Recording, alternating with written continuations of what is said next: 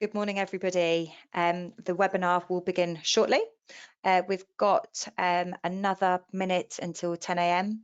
So if you get yourself comfortable, it will begin soon.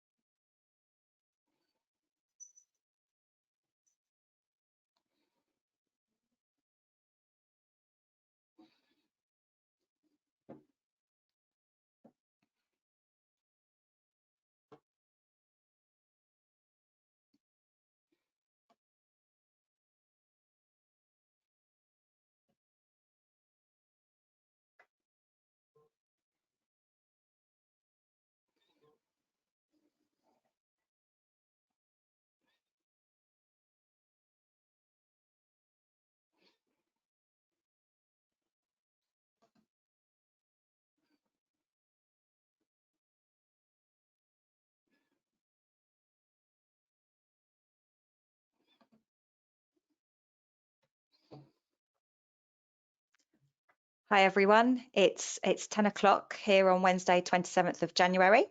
Welcome to our webinar on exploring wellness through AI and digital solutions. I'm just going to give people another few moments to settle in before we start. And we'll start in about 2 minutes.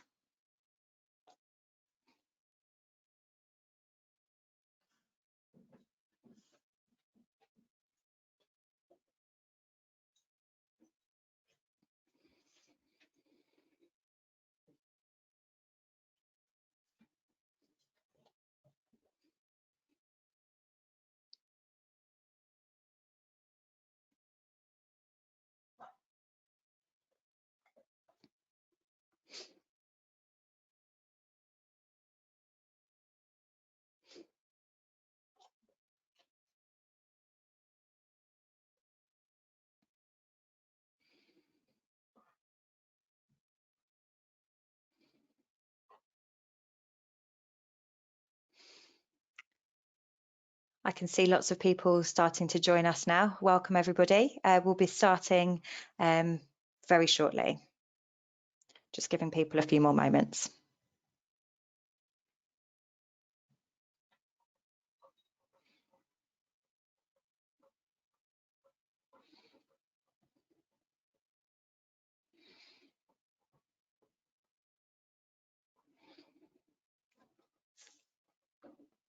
Okay, I think we're about ready to begin. So welcome everybody to this morning's webinar hosted by Phase 3 in conjunction with HR Tech Partnership.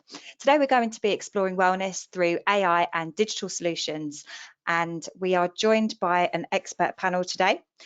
Who I would like to introduce. So first of all, you're listening to me, Louise Johnston, and I am one of the customer success managers here at Phase 3. We'll go along the slide in order. So over to you, Sharon. Thank you very much. Great to be here, Louise. I'm Sharon Sagoo. So I'm the Director of Learning Solutions and Innovation for the HR Tech Partnership. And I will pass over to Devyani. Oh, hi, I'm Devyani. I'm the managing partner of the HR Tech Partnership. And prior to this, I have been a global HRD or a CHRO for many large international businesses.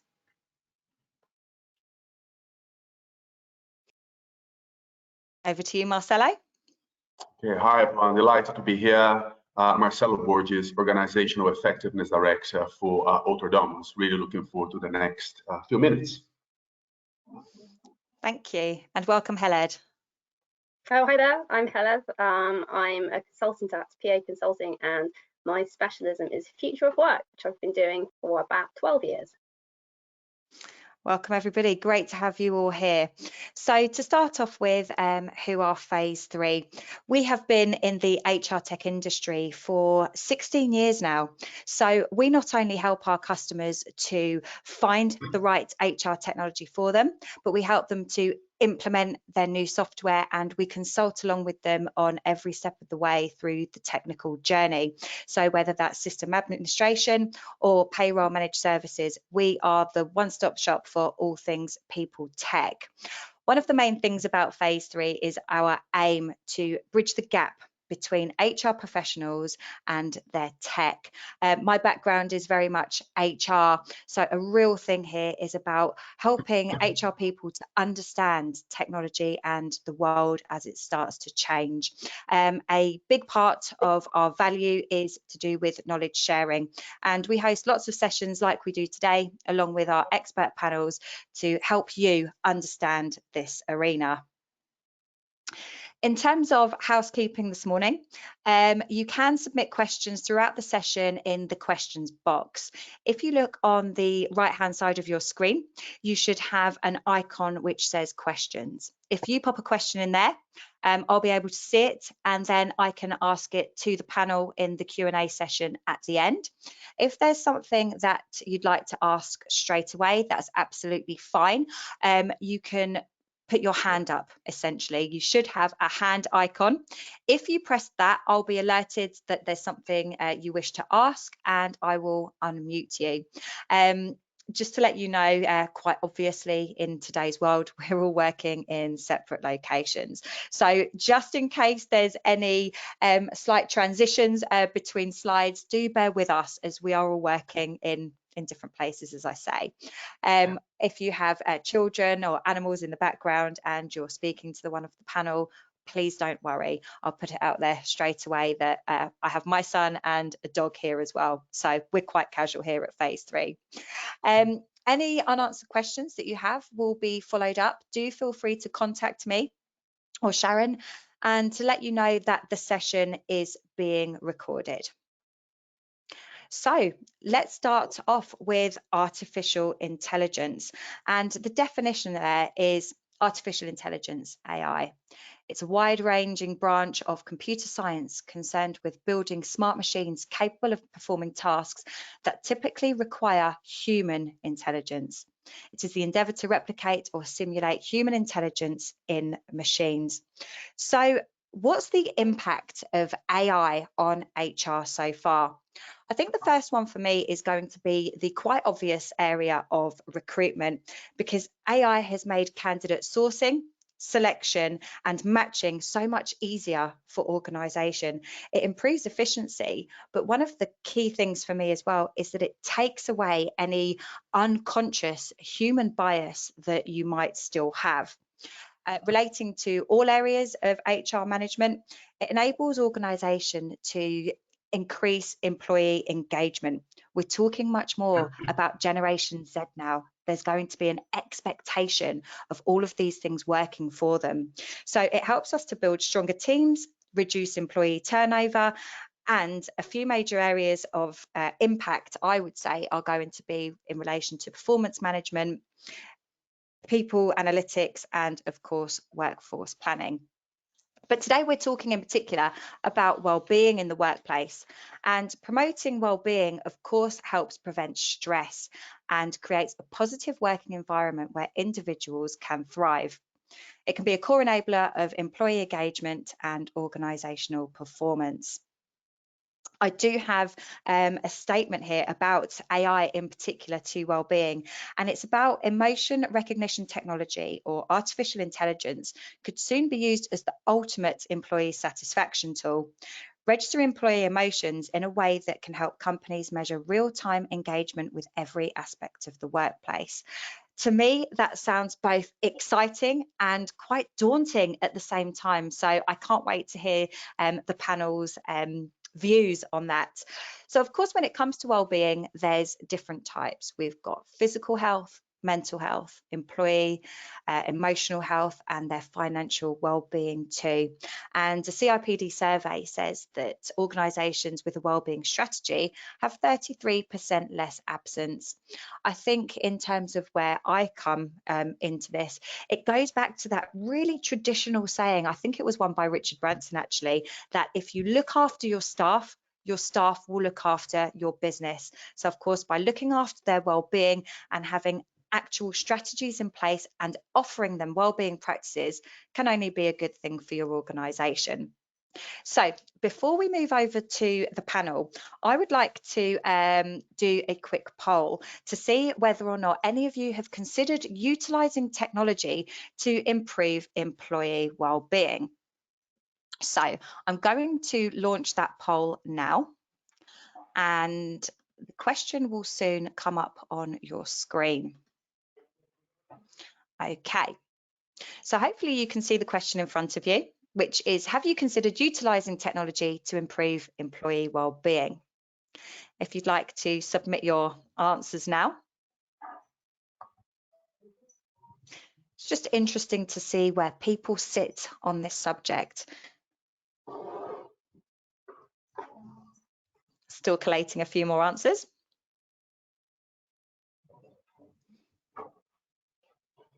Okay, it looks like everybody, or most of you at least, have responded there. So I'm going to close that poll and I'm going to share with you those results. Hopefully everybody can see those results, that 42% are considering implementing some tech, 17% have already done so, and the other 42 haven't considered yet. So an interesting split there. So let's hand over to our panel for discussion. Sharon, I'll hand over to you now. Brilliant, Louise. Thank you. Thank you. No problem. I can still see the poll, so I'm imagining that will just disappear. But look, fantastic. It's really lovely to be hosting this webinar with Phase 3 and with such a brilliant panel this morning. So thank you so much for that. And thank you for the introduction, you know, and really bringing to bear wellness in terms of what's happening at the moment and opening up the conversation for us this morning. So I really like to start by with the panel this morning by speaking to Marcelo first. Marcelo, I'd just love to ask you the first question. I know you've been really involved with wellness throughout the organization, so it would be great if you could share with the audience, you know, what kind of AI and digital solutions that you're using or you're thinking of using in the next 12 months specifically around wellness. Brilliant. Thank you so much, Sharon. So it's really interesting to see the results of the polls actually, and 42% considering to implement. And actually, our journey it didn't start long ago, you know. So I would say probably 8 to 9 months ago, on the back of a new organization strategy, we absolutely zoom in on the importance of digital to support well-being in the workplace. And our starting point there was to get under the skin and truly understand the level of engagement within our organization and actually understand the views of our employees in relation to well-being. So one of the tools that we currently have is a digital platform that pulses the organization on an ongoing basis. So every week, our employees get a series of questions, and some of them related to well-being. So they might answer questions such as, you know, does Ultradoms provide a physical healthy physical environment for me to work on? Do they care about my mental health and well-being? And actually having access to that data has been really valuable for us to understand where the gaps are and take active action to drive, you know, and address some of the issues and some of the areas that we need to, you know, to improve. So, you know, working with data and using digital solutions to truly understand well-being within the organization has been incredibly helpful. I would also add, though, I think the importance of digital is absolutely critical, and it has to go side by side with the cultural aspect of the organization. So for us, it was really important to actually do that within the context of, so for example, a International Mental Health Day. You know, so really engage the organization with a wider conversation about well-being and mental health, and then the digital solution is in place to support that. So, you know, early stages, but incredibly excited about the solution that we have and the solutions that we'll be looking to implement. For the future, two solutions we're looking at. We're looking at an app to support physical health. And this one, I'm incredibly excited about it because it really empowers the individual to work out their own exercises, you know, and what they need to, you know, to keep fit and to look after their physical health. And then a second one to support well-being. And again, this particular app and solution, it goes beyond the realms of meditation. Actually, it's a very holistic app that takes into account things such as CBT. So there's a plethora of offering within this particular app that gives people who might not be so excited about something such as meditation other options to take care of their mental health and well-being. So those two apps are to be piloted. So incredibly, level of excitement in the organization about it. And if we're speaking again in 1 year time, I'm going to be able to give you the results of that. Absolutely. Thanks, Marcelo. And, having worked quite closely with you over the last few months, I love seeing the passion of Altadomus in terms of building the wellness capability for the employees. And actually, you're really aligned with what your employees want, and you build that into your strategy. So fantastic to see these kind of things. But I'd love to move over to Hella, because Hella, do you take a bit of a different lens? You work with a lot of clients day in, day out, also focusing on the wellness piece. So would love to hear, what is it that your clients are using? What are they thinking of using, across wellness? What have you seen? Sure. So PA Consulting's tagline is creating a human-centered future in a technology-driven world. And honestly, this last year has really shown the importance of that, because you can have all the technology in the world, but if you don't look after your people's mental health, then it's kind of all for nothing. And so today, 6 million people in England are on antidepressants, which is more than 1 in 10. And given things like the pressures of homeschooling or looking after small children or being a carer faced by literally millions of people working, it would be insane for our clients not to be thinking more seriously about well-being, and they are. So the kinds of things they're coming to us with right now are things like, interestingly, like the behavioural habits of managers who are struggling to build trust with remote teams, because you can have all the EQ in the world, but if you don't have it, you need to be able to translate it through a screen. And also employees' behaviours themselves. So we're seeing behaviours, things like leavism, where they kind of book holiday, often because they're made to, and then they still work, or presenteeism, and they also struggle with things like social isolation. And so our approach is, what we're doing is we're helping clients create the right environment for employees, looking at not just the tools themselves, but within sort of as Marcelo said, the sort of cultural context. And so the kinds of things we're developing for clients right now, or we're delivering to clients at the moment, we have a wellbeing platform. So this is resources at the point of need, entirely tailored, and it responds to what people use. And this is combined with a wellbeing chatbot. And so if someone says, "Oh, I'm feeling quite stressed, what can I do?" the chatbot works together with both the person and the wellbeing platform to help guide the person to sort of the right content wherever they are, whenever they are.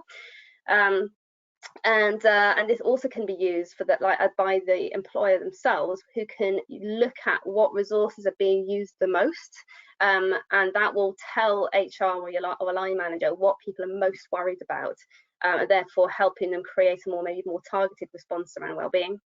And the other big thing we have is our well-being leadership habits app, which helps leaders develop the right behaviours to support the mental health of their remote and hybrid teams. This app creates a schedule of small little tasks every day for 20 days, and it's either for the leader themselves to practice or to support their teams to practice. And the key part about this is experimentation. So you get a little task every day, and it's like a variety, but you get a variety pack of all these different well-being ideas, and you can practice and choose what you do and then take forward what you think works specifically for what works within your culture. And in the future, we're hoping to augment this with AI as well, to provide a more intelligent suggestions for action based on team members' emotional states in the moment. Brilliant. Thanks, Helen. And, these ideas like leavism, presenteeism, all organizations are having these, but, how much they're actually realizing that they're happening and acknowledging them is a different thing. But I guess for those of the people who answered the poll that weren't thinking of using technology, you and Marcelo have given some great insights into what's actually being used out there. So really appreciate that. So I'll go back to you, Marcelo, just to, I think, kind of discuss another question. I think it would be really useful for those listening if you could talk a bit about how these solutions have actually benefited your organization. So what have you seen around the benefits that you could share? Yeah, I think if we start with the poll survey, I think what we now have is a data-driven approach to, to making decisions about mental health. I think, people on this call, if you're here like Hoodies, you're probably passionate about the subject, right? And I think that's very important to be driving action and to make things happen. But it's equally important to appreciate the fact that, in many occasions, we may be driving an agenda that in some cases is reasonably new to people. I think COVID has changed that significantly. I think, more than ever before, people are talking about mental health within the context of organizations. And that's one positive side of what we just experienced. But nevertheless, I think, as not only HR practitioners, but leaders, understanding the data that is informed the decisions that we make about what we bring into the organization, what aspects of the mental health agenda do we address first, is incredibly important. So this pulse survey has gave us that insight and has enabled us to start having meaningful conversations with the line, meaningful conversations with the leadership team about the things that we need to be paying attention to. So that's been, really, really positive. The other very positive aspect, and I think that's probably something to consider in bringing new tools into the organization, is I think those tech tools and digital tools, they need to do a couple of things. I think they need to give organization data and insight at the organizational level, but also it needs to give the individual the ability to take personal accountability and responsibility, for their own destiny, and the line managers too. So in the case of this pulse survey that we have, actually gives the managers significant insight into the mental health and well-being of their teams. So they don't need to be waiting for HR to come in and prescribe an action plan. They can actually understand that on a weekly basis, and together with their teams, take active responsibility for creating a healthier and an environment that is conducive of well-being as well. So those two for us, has been the key benefits. And the final one I would say, in launching any type of product in that area, make that an event, use that to shift the culture, use that to create the debate and a conversation about, mental health as well, because there's so much to be said in that area. And when you have a robust product launch, use that to engage the business and get a level of excitement going as well. Brilliant. Fantastic things you're sharing there. And I love the data-driven angle, how you're saying you can bring that from the organizational perspective. So you can use that data and circle it back to top management, but you can also give that data-driven approach to the employee themselves. So actually, you've got that dual kind of benefit working there. And fantastic, to kind of hear your experience on that. Helen, what kind of, what goes with you, same question, what are the benefits your clients are seeing by using these solutions? Yeah, my answer is two-part. One is clients and one is PA itself. So okay. Externally, the leadership nudge app I mentioned just now, we use this with an engineering client, and what we did with them was we gave this tool to a certain level of leaders and asked them to identify, to play about with it, experiment with the different wellbeing activities for their teams, and kind of report back. And there was like a dashboard created of like the top activities they found were working within their sort of cultural context. And the top three for them were showing appreciation, which is things like saying thank you. That has surprisingly or unsurprisingly a huge impact on how we feel about ourselves. Fostering healthy debate, that people felt safe to be able to challenge, and also demonstrating inclusivity. I mean, they sound really common sense like, but it shows that when you're highly inclusive, really inclusive in terms of debate as well, and also really, really valuing your people, that in itself will drive improvement in well-being. And so it was really important because leaders were able to then take on that themselves rather than being, like I said, waiting for HR to sort of, launch a big initiative to go, right, these are the things that are the most effective, this is what we're going to do. And internally, we had an engagement survey last year that told us that people were desperately seeking social engagements that mostly wasn't work related. Because I think a lot of us have realized that the office is sometimes good for work, but actually a lot of it's to do with social connection and feeling like we're part of something. And so we're launching a microsite at the end of January, which is supported by the board, and that'll have resources and activities that people can sign up to. We're also launching a thing called Get Moving Challenges, which is promoted on Teams and managed on WhatsApp. to keep people connected through exercise, because there are people who thought, I'm the only couch potato when everyone else is a marathon runner. And actually realised that people were all kind of struggling, and so they were like, okay, why don't we do this together like you would with friends? And we've and that's been really, really successful, because it means that people feel part of something and they can have a talk to colleagues, but not about work. And also we have a virtual kitchen Teams channel that people can pop into and have a virtual kitchen chat. Brilliant. It's really interesting to always hear these innovative things that PA are doing. So thanks for sharing, Helen. And actually, you make a really profound point. Sometimes going back to basics and the simple things, as you said, can be just as impactful as organizations have to think about crazy, more sophisticated approaches. So I guess something for everybody to bear in mind at home as well. So no, thank you both of you for that. I'd just like to change focus for a few minutes if we could. I'd love to hand over to Devyani. Devyani, you're always hosting panels, judging competitions, you're constantly maneuvering in this space. And I think it would be really interesting if you could share some of the things that you're seeing around wellness with people listening at home today. Well, thank you, Sharon. I guess apart from me, just to add, I think the HR Tech Partnership, we also have a team that is continuously scanning the environment for solutions, vetting them, and more importantly, making sure that they're appropriate for corporates, mid and large corporates, which is our key focus area. So I think because of that, probably I am in a fairly, I would say almost unique position, because I've been HR, because I'm in contact with the solutions, to almost have a good view of what's happening, but also realistically, what can organizations work with? Because AI and tech sounds very sexy, and there's a lot of innovative stuff, but the important question is it really applicable? Is it practical? And can organizations afford to use it? So just wanted to show you a couple of slides and see whether, if we can just go through this. Can you see my slides? We can.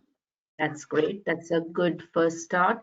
Right. So I think going back to, Louise's definition of wellness, really wanted to divide it into three areas. You have physical, you have mental, and of course, you have also financial. I think in terms of physical wellness, we've always had an emphasis, I think apps are not new, whether it's nutrition, whether it's exercise, using sensors, 10,000 steps.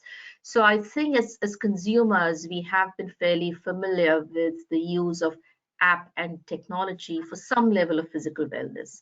But of course, I think the crisis has moved things. I think from a corporate perspective, it was still about offering gyms, physical facilities, and organizations have adapted quite quickly during the pandemic to moving this to more of, Zoom lessons, virtual GP sessions. But I think the real shift is happening now in terms of the use of technology. So apart from general wellness, I think the emphasis is also moving into some specialist areas. For example, health and safety, which has always been there in organizations. And traditionally, you had a health and safety function to ensure workspaces were right, to ensure employees, in terms of their neck health, musculoskeletal health was taken care of. There are now apps, and it's become more important given that remote working is here to stay, and employees therefore have to work from home in uncomfortable conditions, etc. The second area that we're seeing is again, organizations are saying, we probably have quite a few different physical wellness solutions, and we may need more, but how do we measure the effectiveness, the cost impact, the usage, and something that puts all of this together just on one platform, which enables HR to understand how their spend is, but also where are the additional areas that employees are going to need support, and therefore not just spend effectively, but also spend in a predictive manner is another area that we're seeing around physical wellness. So it's not individual services, but really helping HR teams be having a consolidated view. The third, I guess, is, and I think Helen and referred to that, is really personalization. It's not about, I think organizations are saying they have very diverse employee segments. It's not just age, gender, ethnicity, but also in different countries. And therefore, the more you can have a solution that can help employees decide for themselves, what is it that suits them, what do they want to use. And again, there are some great solutions that offer that to employees. So that is definitely seeing a big uptake. And I think in terms of technology, therefore, what these solutions use is a much more sophisticated level of chatbots. So it's interactive, and therefore there is a certain level of machine learning that is there in it. But because of that, it is able to almost not be a one-size-fits-all approach, but allows employees to increasingly focus on what suits them and what they really need. And sensors, as I said, is also part of that. Now, mental wellness clearly is a huge area of concern and of interest to employers right now. And again, at an individual level, you've had apps earlier which people have used for either, just reframing thoughts, sleep, or even motivational coaches. But I think now, again, the emphasis is on organizations providing the support. It's not about individual employees as consumers using this, but organizations using it. And what we're seeing is solutions that can often do three things. One is in terms of mental health, it helps you assess and therefore continuously track and just see what are the mental health wellness levels within your organization. It can also help you around prevention. So if there could be warning signs that help you understand whether employees are going through something more, but then there are resources available within that app which can help employees prevent. And I think, again, Helen gave an example of what PA does, but you have solutions that are doing it for hundreds of organizations, and therefore it's not just what they're able to do, is also benchmark and understand what the market is doing around it. And I guess the biggest aspect is management of stress and anxiety, whether it is nutrition, whether it's exercise, whether it's meditation. And Marcelo referred to the fact that it's a whole range of things that could be available. And if one solution can give you that, that's a far better option than going for individual different solutions for employees. The second aspect of mental wellness that we're seeing more interest in is isolation and emotional company. And again, the pandemic has been particularly tough on certain kinds of people, particularly if they live alone at home, or those with maybe domestic issues. But even otherwise, I think, as Helen said, the office has always provided a lot of social companionship. And therefore, I think we are seeing an increase in the use of conversational bots and avatars. Creating virtual communities, and again, there were some great examples of, whether it's a virtual kitchen or virtual coffee pot. But again, there are solutions that can help you do that. And increasingly, I think employees are realizing that with remote work and with the hybrid workforce being here to stay, this is something they need to think about more actively. And the fourth area of focus around mental health is specialist areas, so support and resources to help employees around either panic attacks or self-harm or depression, particularly, I think, if there are some indicators that show that this could happen. Now, in terms of technology, I think something that you will see over the next few years, and particularly around creating virtual communities, is the use of augmented reality, which is I think we're all familiar with virtual reality, augmented reality, but obviously it still is far out. You don't see that at the workplace. But over the next few years, I do think there will be more solutions using AR around mental wellness. And then finally, to come to financial wellness, again, in the past, I think employers have tried to help employees with financial education, debt reduction, but now I think the emphasis is, it's well known. I think the next few years are going to be tough. There is going to be unemployment is going to rise. Employees, I think, are anyway feeling stressed with things, but I think the uncertainty of work and lack of income is a real one. And so I think what we're seeing again is solutions that employers are using, particularly where they have a larger proportion of what I call as frontline workers, blue collar workers. But even otherwise, I think income protection is something that they're thinking, and there are solutions. There's an increase of interest around that. The second one is solutions that can help you really make the connection between financial and mental wellness. Now, it's well known that a financial worry causes stress, but the two have always been compartmentalized. But if you have an app-based solution that can help you manage your financial situation, but can also give an indication of how is that affecting your mental well-being, and then can provide you resources to manage your mental health accordingly, that is, in a way, it's you're hitting two birds with one stone here. The third thing we are seeing is, again, I think, employers have supported employees, but primarily through financial advisors with a view on the savings, pension, spend. But what you're seeing now, particularly with AI and machine learning, is solutions that can bring in real-time data. So let's say you as an employee use the solution. It gives you access to all your savings account. It also has an element that helps you track your spend. And through that, you can also put in what do you want to do in terms of your projected savings, projected spend. And then it can continuously help you understand, are you on track? But also as an organization, if you're providing employee benefits to your employees, it can link all that in. And therefore, I think what most employees struggle with is a consolidated view. And by using AI and machine learning, we have solutions that can help employees do that in a very, very easy and intuitive way. And finally, I think the upcoming technology as far as financial wellness goes is going to be blockchain.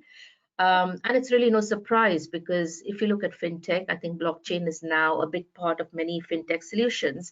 And because a lot of financial wellness there's an overlap there, the use of blockchain, so particularly instantaneous payment, you are going to have a workforce that is going to be made of more and more of part-time workers, of people who may be needed even just for a few hours. And the traditional ways of paying them at the end of the month is really not going to work. So I think solutions that can help with instantaneous payment could make a big difference. So these are some areas of innovation that you're seeing, which is going to make a difference in terms of how financial wellness could be supported by employers in quite a few different ways.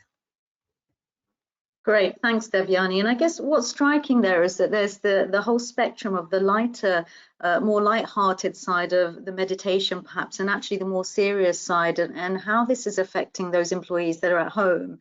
And I guess what you've really highlighted for me, and probably those people who, because it was quite a balance of those people that were thinking of using tech and weren't, is actually there's a whole load of different things that you can actually try out there. So I think I'll go to the final part of the webinar. I'll go to Marcelo because it ties in quite nicely. Marcelo, obviously there are a lot of things that HR teams can try out there. So it would be great if you could share some tips on business cases. Any advice on how different organizations can put together that case, perhaps when they might be looking to reduce spend, or organizations aren't seeing the value of these kind of solutions? What advice could you give? Yeah, thanks, Sharon. So I think probably there's 3 tips or bits of advice.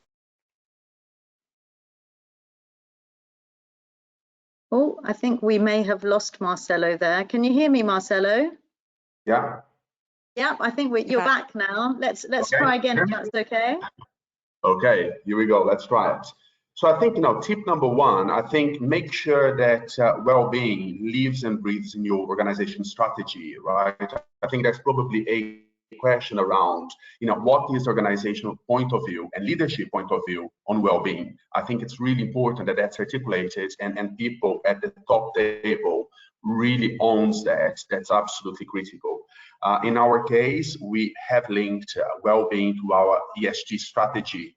So, it's not just something that is fluffy, and actually, no, the leadership is held accountable, and they're actually driving that agenda, which is absolutely critical. I think that is very important.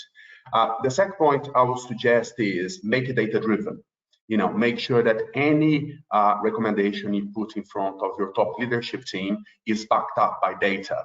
And there are different ways of doing that, right? I mean, you can make that really fun. I think our approach is to make sure that we drive some pilots and we engage the organization in those pilots.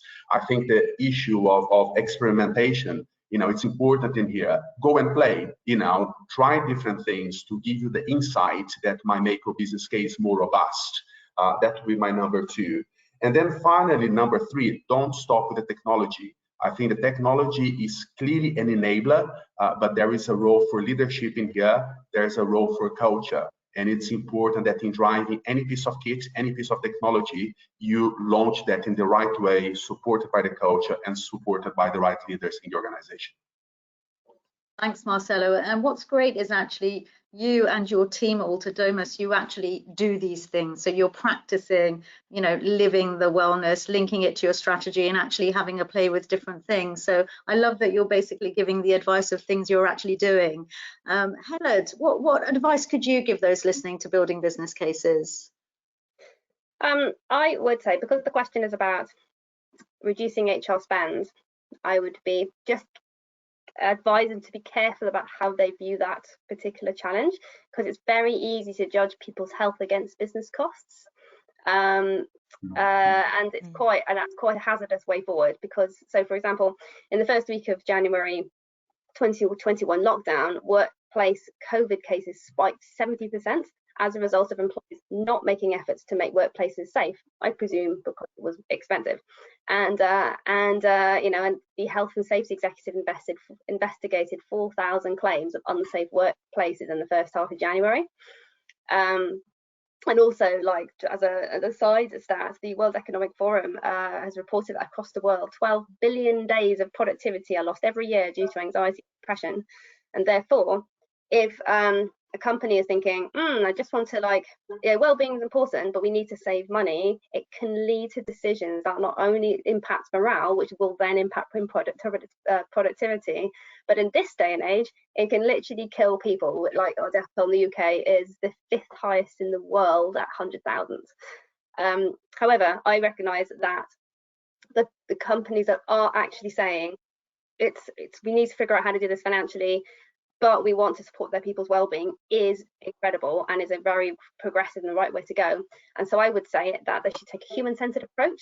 So as Marcelo was saying, that it's about the technology, but it's more than that. It's really got to be people-driven.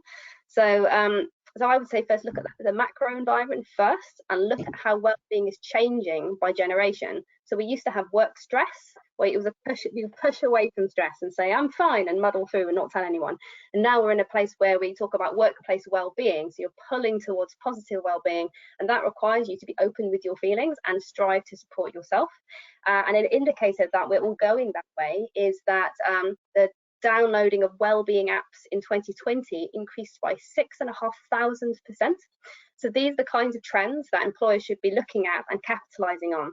And it's things like you don't have to invest in your own app. You can actually get one quite quickly and easily and more cheaply, like from Google Play or the App Store. So the point is to look at what your people are doing already and reflect or evolve that. And the other thing is to look inside the organization. So as consultants, we have learned that you should always ask employees what they need. So we find that sometimes clients are a bit strangely afraid of asking, in case I think they're afraid that employees are going to ask for the whole world, and then the business can't or won't provide. But actually, asking them is actually quite courageous, and then really listening to them, it will often result in insights that are not only helpful but also can be cost effective. So for example, with the leadership app I mentioned above, that appreciation was number 1 by miles, by the way. It wasn't just in the top 3, it was definitely the most important one. And it's actually saying thank you. It was just saying thank you a few times a day to people, which cost nothing. And so for me, the question isn't really about how do we find low-cost HR technology answers to support well-being, but it's about starting from the point of caring about and having confidence in your people and going from there, because well-being doesn't have to be expensive, but it is priceless. Brilliant. Thanks, Helen. I love how you bring your research, into these answers and give us really practical tips. We really appreciate that. So listen, I'm just conscious of time. So Devyani, just in a brief. Right. I think we've lost Sharon. Oh, can you hear me now? Yeah. Yeah, I was going to say, if you can still hear me, just conscious of time. So anything you can add to this part, the business cases in 30, 40 seconds? Well, maybe not 30, 40 seconds, maybe a minute at least. But okay. yeah, I just want to reiterate, I think, what Marcelo and Helen said, that this is important, but you need to be able to show and justify a business case. I also think HR is under a lot of pressure from having not had to use technology very much, particularly in all these softer areas. I think they are under a lot of pressure to do this quite quickly, and that could be risky.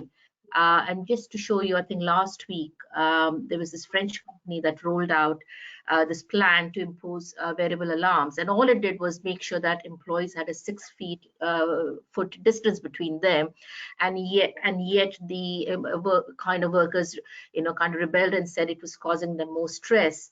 Now, I think the danger here is a lot of these things could be well thought of, but if they're not tested out, if they're not checked properly, it could lead to employees rejecting it. There's also a lot of concern amongst employees about data privacy, and I think HR and employees have to understand all that quite well. So I think what we're saying is a pilot approach is really a good approach, because you start small, you test something, and what we found is it also helps HR teams get the head around a lot of things they may not have thought of in terms of a proper rollout and implementation. So I think start small, start through a pilot, and make sure that I guess it works well is really what I would recommend to everyone. Brilliant. Thanks, Devyani. And we do have some questions. I'm only going to ask one because I'm very conscious of time. So I'm going to pass it over to Marcelo just to see. Marcelo, are you able to share any tips to convince employees who may not feel comfortable using tech or an app or these kind of solutions? Anything that you could share on that you could convince employees to feel a bit more comfortable if they're not feeling that way? So I think in our case, it was all about piloting and then communicating the outputs of that, the advantages of it and what's in it for the employee. I think fundamentally you've got to give the employee the ability to opt in or out, right? Would be not right to force someone into this, because it would be the opposite effect of what we're searching for. So I think, have your pilot, gather data, communicate what's in it for each of the employees, give examples. I think storytelling is really important. The pilots that we run, we then brought leaders and employees who were part of the pilot to actually share their own stories and how they found, being part of the pilot. So I think, telling stories in here can be incredibly helpful too. And we're certainly, using that for our next round of pilots. Brilliant. Thanks, Marcelo. So, definitely a big fan of storytelling. We will answer the questions by email, the ones that have come through, which we don't have time for today. But for now, I just really want to say thank you to Helen, Marcelo and Devyani. You've absolutely been fantastic and really raised some great issues and solutions. And I will hand back to Louise just to wrap up this session. Again, thank you everybody for joining us today, to you, Sharon, Devyani, Marcelo and Helen. It was such an interesting topic, and I am fascinated to see where this goes, because it just seems it's two very different worlds, wellness and AI. So it's really exciting to see what's going to happen. That is the end of our webinar this morning. If you're interested in any other upcoming events with Phase 3, there's some QR codes on your screen there. We have a software showcase coming up on the 3rd of February and an effective performance management product demo with UManage. So if you're interested in any of those, please do scan those QR codes or check out our website. I'd like to thank you all for attending our webinar today with Phase 3 and HR Tech Partnership. I wish you all a wonderful day. At the end of the seminar, there is an optional survey for you to complete. And if you wish to opt out of any further contacts from either organisations, then please do check that box for us. Otherwise, have a great day, everybody, and thank you again for joining us. Take care, everybody. Bye-bye. Bye-bye.